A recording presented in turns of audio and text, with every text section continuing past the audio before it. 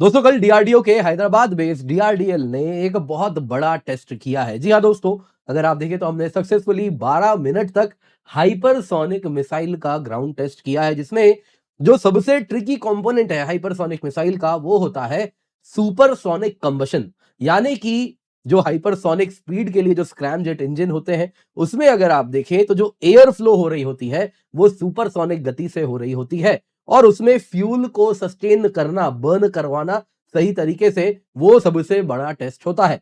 और वो टेस्ट को हमने पास कर लिया है।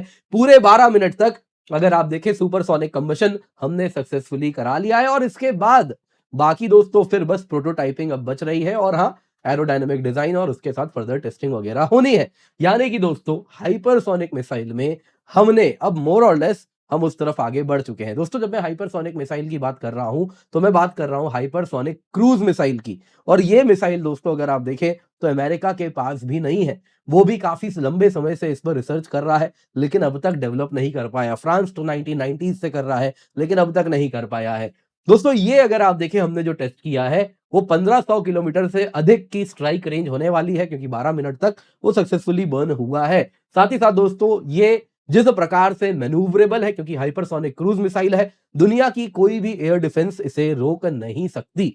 आप देख सकते हैं बहुत ज्यादा इस पर कवर किया जा रहा है, हिंदू में भी आप देखिए आर्टिकल है। डीआरडीओ ने ब्रेक थ्रू अचीव किया है हाइपरसोनिक मिसाइल डेवलपमेंट में, long duration scramjet test achieve कर लिया है। वैसे ही आप देखें तो पीआईबी में भी आज इट इज आया है, जिसमें उन्होंने कहा, मिनिस्ट्री ऑफ डिफेंस ने बताया कि long duration scramjet engine for hypersonic missile program successfully हमने टेस्ट कर लिया है। अब दोस्तों आप में से कई लोगों को शायद याद आएगा, कहेंगे हाइपरसोनिक मिसाइल तो हमने कुछ पहले भी टेस्ट किया था। आप कहेंगे एलआरएएसएचएम मिसाइल है, long range air to ship hypersonic missile, long range anti ship hypersonic missile है, तो वो भी तो हाइपरसोनिक मिसाइल थी। दोस्तों वो हाइपरसोनिक ग्लाइड मिसाइल थी। अब हम जो टेस्ट कर रहे हैं वो है हाइपरसोनिक क्रूज मिसाइल। अब दोस्तों इसको पहले मैं आपके मन के कंफ्यूजन को दूर कर देता हूं। देखिए दोस्तों, इसको अगर समझना है ये क्यों इतना बड़ा स्टेप है, तो आप इससे जानिए सबसे पहले कुछ बेसिक कंसेप्ट्स। देखिए, मिसाइल को या किसी भी ऑब्जेक्ट को उसके स्पीड के आधार पे डिफाइन किया जाता है। यदि साउंड के स्पीड से कम है तो सब सोनिक कहेंगे। जैसे कि निर्भय हमारा मिसाइल हो गया, वो सब सोनिक क्रूज मिसाइल है। सुपर सोनिक यानी more than speed of sound, Mach 2 Mach 3 यानी साउंड की गति से 2-3 गुना या 4 गुना तक अगर ट्रैवल करता है तो वो सुपर सोनिक है, जैसे ब्रह्मोस क्रूज मिसाइल। फिर होता है दोस्तों हाइपरसोनिक, यानी कि साउंड की गति से 5 गुना से भी ज्यादा, यानी Mach 5। Mach 1 is speed of sound, Mach 5 यानी 5 times the speed of sound. तो इस वजह से दोस्तों ये हाइपरसोनिक मिसाइल है। अब टेक्निकली अगर आप देखें ना, तो जो बैलिस्टिक मिसाइल भी होते हैं वो भी हाइपरसोनिक ही होते हैं, क्योंकि अगर आप देखें तो वो टर्मिनल फेज में आते आते मैक 10 मैक 15 मैक 20 तक की स्पीड से टारगेट को हिट कर रहे होते हैं। तो वो हाइपरसोनिक मिसाइल हो गए इस हिसाब से तो।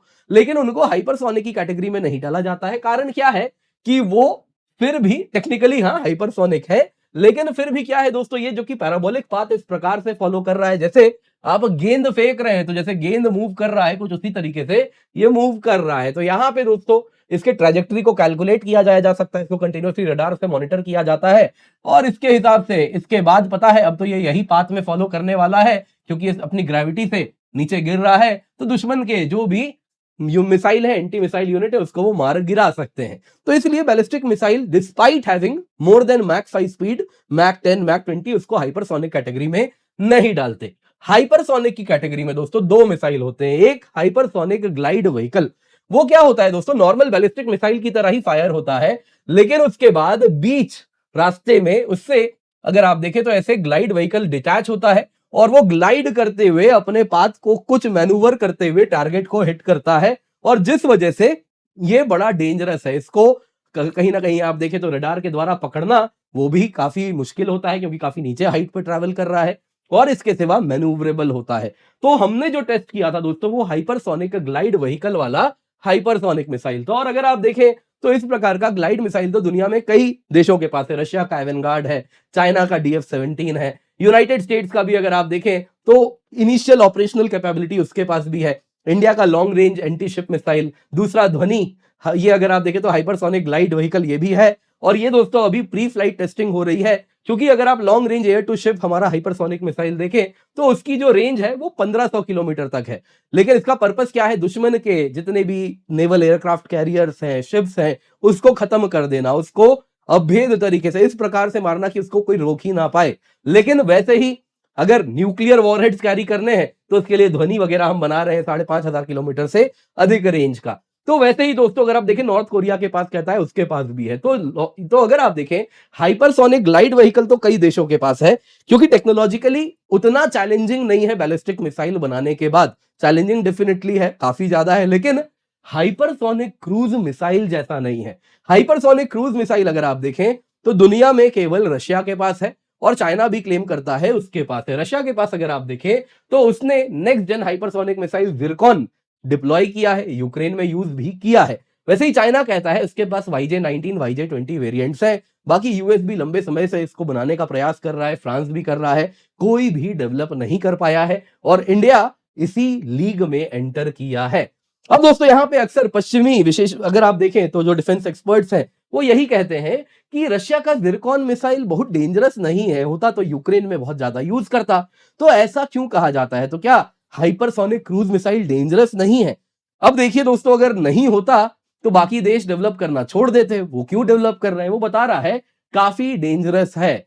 लेकिन सवाल आप भी पूछेंगे कि फिर ये रशिया ने यूक्रेन में क्यों नहीं यूज किया है, तो उस पर भी जानेंगे। दोस्तों अक्सर हाइपरसोनिक मिसाइल और रशिया की बात हो तो किंजल मिसाइल, किंजल रादर, वो मिसाइल की भी नाम ली जाती है। लेकिन आपको बता देता हूं वो बेसिकली अगर आप देखें तो टेक्निकली हाइपरसोनिक मिसाइल उस प्रकार से नहीं है। ये एयर लॉन्च्ड बैलिस्टिक मिसाइल है कुछ इस प्रकार से। हाँ, क्योंकि बैलिस्टिक है तो टुवर्ड्स द एंड अपने टारगेट को हाइपरसोनिक स्पीड से जरूर मारता है।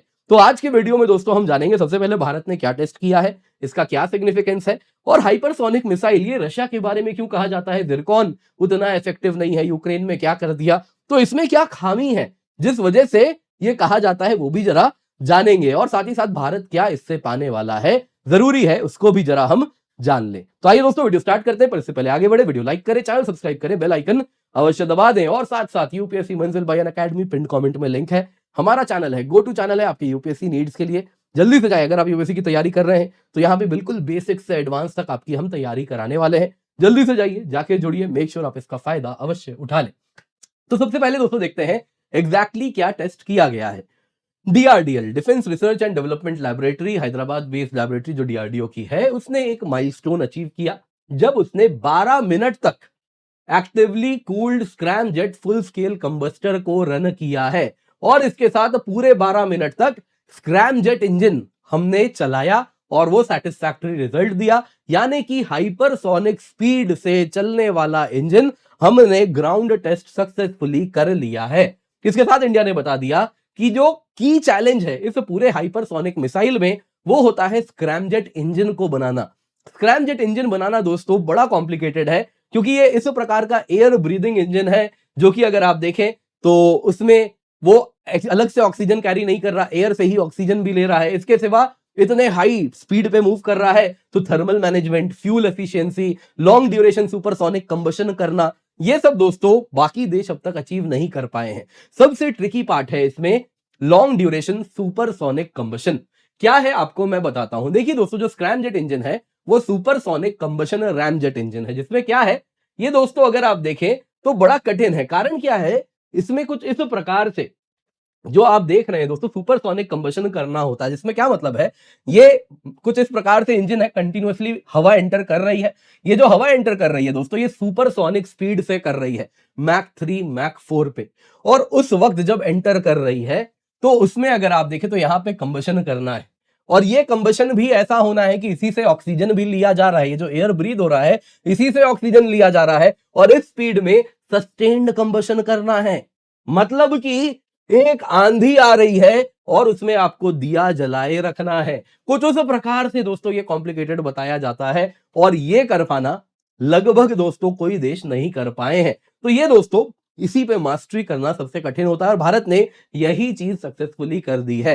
इसके साथ दोस्तों आने वाले दिनों में अब क्या होगा, अगर आप देखें तो अभी दोस्तों इस प्रकार से टेस्टिंग हुई है, जिसमें अगर आप देखें तो ग्राउंड बेस्ड लैबोरेटरी है जहां पे हमने ये टेस्ट किया है। लेकिन अब क्या होगा, जब हमने इंजन पर मास्टरी कर ली तो इसके बाद इंजन एयर फ्रेम का इंटीग्रेटेड टेस्टिंग होगा। कंट्रोल्ड फ्लाइट ट्रायल होंगे और फिर प्रोटोटाइप बनेंगे। तो इसके साथ दोस्तों अगर आप देखें तो हमने जो अचीव किया है 12 मिनट का सस्टेन्ड कंबशन, ये बताता है कि जो स्पीड होगी, क्योंकि हाइपरसोनिक स्पीड अचीव हो रही है मैक 5 टू मैक 8 की, तो उसका मतलब है रेंज 1200 से 2000 से अधिक किलोमीटर का हमने अचीव किया है। ऑब्वियसली इसमें दोस्तों इनिशियल बूस्टर फेज भी होगा, क्योंकि जैसा मैंने बताया सुपरसोनिक कंबशन हो रहा है, यानी सुपरसोनिक स्पीड तो अचीव हो गई है, ब्रह्मोस वाली स्पीड भी तो अचीव हुई है, यानी ब्रह्मोस वाला मोटर पहले एक्टिवेट हुआ है। ऑब्वियसली कुछ और भी हो सकता है, लेकिन उस प्रकार का मोटर इनिशियल बूस्टर फेज में गया है, उसके बाद जाके next phase of engine kick in किया है, तब जाके ये चल रहा है।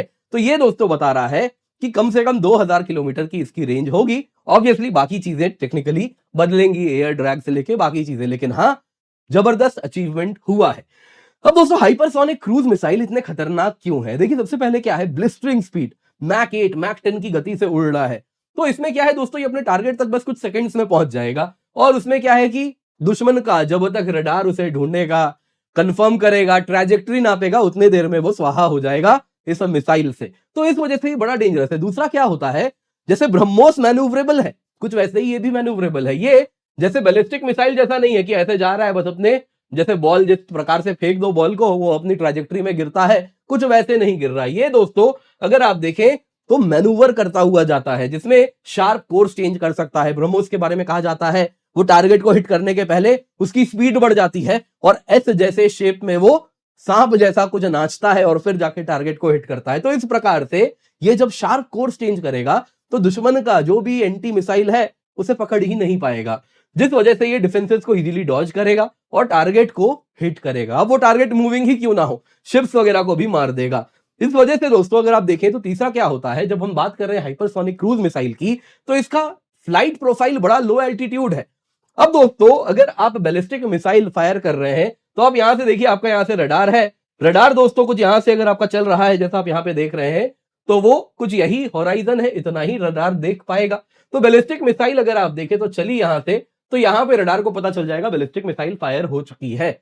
वहीं अगर आपका हाइपरसोनिक ग्लाइडर वाला मिसाइल है तो वो देखिए वो काफी नीचे एल्टीट्यूड पे चल रहा है, 100 किलोमीटर के भी नीचे है, तो वो यहां पे रडार डिटेक्ट करेगा। और हाइपरसोनिक क्रूज है तो वो तो और नीचे से चलेगा, तो वो दोस्तों कुछ यहां पे डिटेक्ट होगा, कुछ ऐसे आप देखें अगर इसको ध्यान से। तो जिसका मतलब क्या है दोस्तों कि रडार के पास टाइम ही नहीं है, क्योंकि ये बड़े लो एल्टीट्यूड पे चल रहा है। दूसरा दोस्तों यहां पे क्या किया जाता है, इसलिए इस वजह से ये लोग एयरबॉर्न रडार है वॉक्स से लेके बाकी चीजों से ध्यान रखते हैं कहां से मिसाइल चल रही है, क्योंकि आपका जैसे ही आपका रडार हवा में आ गया तो आप दुश्मन को दूर दूर तक देख पाते हैं। तो इस प्रकार से दोस्तों तब भी हाइपरसोनिक क्रूज मिसाइल आपको जब तक पता चलेगा आ रहा है तब तक काफी देर हो जाती है। ब्रह्मोस नहीं आपने देखा है पाकिस्तान को कैसे दिन में तारे दिखाए थे, और रादर दिन में सूरज दिखा, रात में सूरज दिखाया था, वो कहना बेहतर होगा।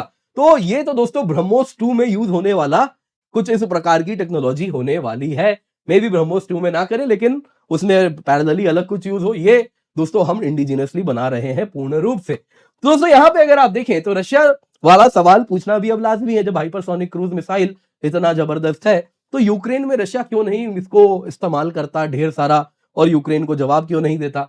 देखिए दोस्तों रशिया ने जिरकॉन मिसाइल जो उसका हाइपरसोनिक क्रूज मिसाइल है, मतलब अब तक दोस्तों हैंडफुल टाइम्स 8-10 बार ही इस्तेमाल किया है।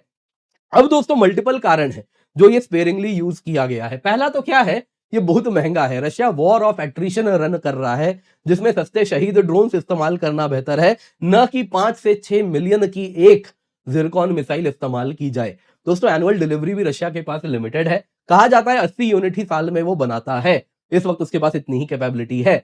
दूसरा दोस्तों क्या है, ये डिजाइन पर्पस ओरिजिनली यूक्रेन में लैंड टारगेट के लिए जिरकॉन को बनाया ही नहीं गया था। ये एंटी शिप मिसाइल है, लैंड अटैक के लिए इसको नहीं बनाया गया है। पर्पस था जो एडवांस्ड कैरियर डिफेंसेस हैं यूएस नेवी के, नेटो नेवी के, उसको खत्म कर दे। तो इसके लिए दोस्तों अगर आप देखें तो यूक्रेन में जो यूज किया जा रहा है वो टेस्टिंग पर्पस के लिए किया जा रहा है कि लैंड टारगेट्स को ये कैसे डिटेक्ट करे और कैसे बेहतर मारे। तो वो दोस्तों एक एडेप्टेशन है, जिस वजह से वो अभी क्या है ग्राउंड बेस्ड टारगेट्स के लिए टेक्नोलॉजी डेवलप ही कर रहा है रशिया इस वक्त, लेकिन हाँ नेवल एसेट्स के लिए प्राइमरीली बनाया गया है। तो इस वजह से अगर आप देखिए तो रशिया जिरकॉन्स बचा के भी रख रहा है कि कल को कुछ नेवल वॉर हुआ तो उसमें इसको इस्तेमाल किया जाएगा।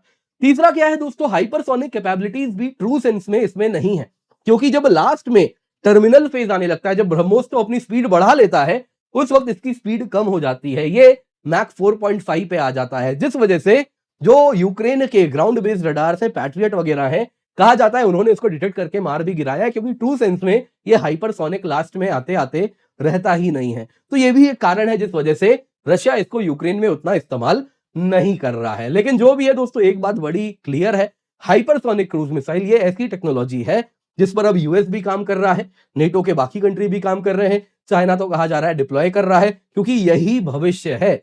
ये बात बड़ी क्लियर है। ब्रह्मोस 2 भी इसी टेक्नोलॉजी पे आएगा जिस पर ये हाइपरसोनिक क्रूज मिसाइल काम कर रहा है। तो डेफिनेटली ये गेम चेंजर टेक्नोलॉजी है जो फ्यूचर वॉरफेयर को डिफाइन करने वाली है। पॉइंट इज, इसको आपको मास प्रोड्यूस करना है और लो कॉस्ट में भी करना है, तो ये अपने आप में बड़ा ट्रिकी होने वाला है। तो वो चीज हमें स्वयं देखनी होगी। लेकिन हाँ, इस वक्त तो ये टेक्नोलॉजी हाथ में लाना वो भी बहुत बड़ी एक टेक्नोलॉजी लीप हमारे लिए होगी। उम्मीद करता हूं दोस्तों आपको वीडियो पसंद आई होगी, लाइक जरूर कीजिएगा, शेयर करना ना भूले। बाकी अनअकैडमी ऑल इंडिया पीएमटी आपके लिए लाए हैं। All India UPSC CSC prelims mock test है, आपको ऑल इंडिया रैंक्स मिलेगा, लाइव पोस्ट टेस्ट एनालिसिस है, फ्री मेंटरशिप सेशन है, एग्जाम इंग्लिश और हिंदी दोनों में अवेलेबल है, पेपर टॉप एजुकेटर्स हमारे बना रहे हैं। तो आप निश्चिंत होकर जुड़ जाएं। 17 जनवरी को शाम को सुबह को 9:30 बजे और दोपहर में 2:30 बजे आपको जुड़ना है। दोस्तों लिंक आपको डिस्क्रिप्शन बॉक्स में मिल रहा है, तो जल्दी से जाएं, जाके अवश्य जुड़ जाएं। बाकी आपकी यूपीएससी प्रिपरेशन 24,999 रुपए में हम स्टार्ट कर रहे हैं। यूज कोड KC10, जल्दी से जाएं, जाके जुड़ जाएं, इसका फायदा अवश्य उठा लें।